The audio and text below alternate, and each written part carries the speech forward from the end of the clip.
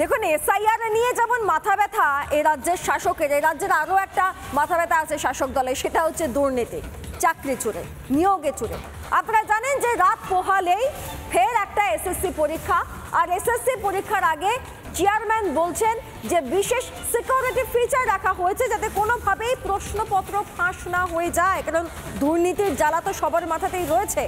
এখন বিষয়টা হচ্ছে এসএসসি তো এর আগেও আমরা দেখেছি যে মাধ্যমিকের পরীক্ষাও প্রশ্নপত্র যখন তখন ফাঁস হয়ে গিয়েছে, এখানেও বজ্র আটুনি ফসকাগিরো হয়ে যাবে না তো?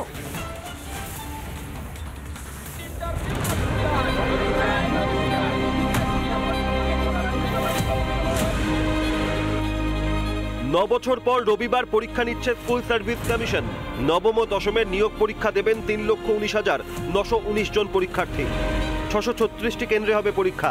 10টার মধ্যে পরীক্ষা কেন্দ্রে ঢুকতে হবে পরীক্ষার্থীদের। 10টার সময় উপস্থিতি, এটা আমরা প্রত্যেক পরীক্ষার্থীকে অনুরোধ করছি। মোট পরীক্ষার্থীর সংখ্যা দুটো পরীক্ষা মিলিয়ে 5,65,000-এর মতন। 3,19,919 এই সংখ্যাটা হচ্ছে আগামীকাল যে পরীক্ষাটা হতে চলেছে।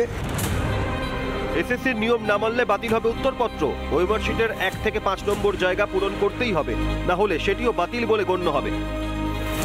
প্রশ্নপত্র বিতরণ শুরু হবে মোটামুটি 11টা 45 নাগাদ। বিশেষ করে আমরা বলেই রাখছি যে 1 থেকে 5 এটা অত্যন্ত গুরুত্বপূর্ণ।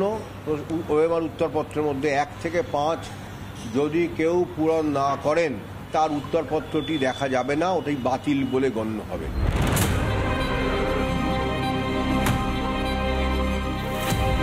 স্কুল সার্ভিস কমিশনের চেয়ারম্যান সিদ্ধার্থ মজুমদার তিনি অবশ্য দাবি করছেন যে প্রশ্নপত্র নিরাপদ রয়েছে এবং প্রশ্নপত্র ওয়েমার শিট সর্বত্রই আলাদা করে সিকিউরিটি ফিচার্স রাখা হচ্ছে।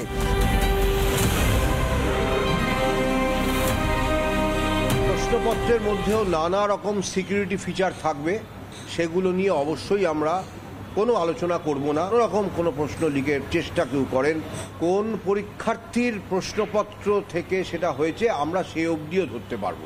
এই রাজ্য এর আগে দেখেছে মধ্যশিক্ষা পর্ষদের আয়োজিত মাধ্যমিক পরীক্ষার্থে নানান গালভরা সিকিউরিটি ফিচার্সের গল্প শোনানোর পরেও প্রশ্নপত্র পরীক্ষা চলাকালীন বাইরে চলে গিয়েছিল।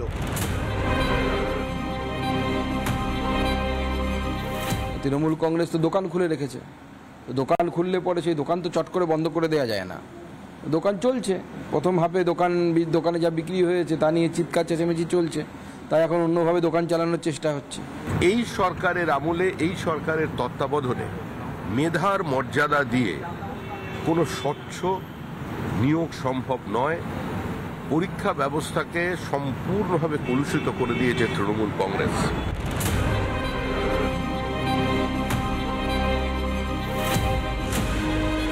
একদিকে দাঁড়িয়ে যেখানে যোগ্য চাকরির প্রার্থীদের আরও একবার অগ্নি পরীক্ষা দিতে হবে, ঠিক একইভাবে স্কুল সার্ভিস কমিশনকেও অগ্নি পরীক্ষা দিতে হবে সুষ্ঠুভাবে পরীক্ষা আয়োজন করার মাধ্যমে। ভিডিও নিউজ দেবব্রত বসুর সঙ্গে ভাস্কর বসু, রিপাবলিক বাংলা, কলকাতা।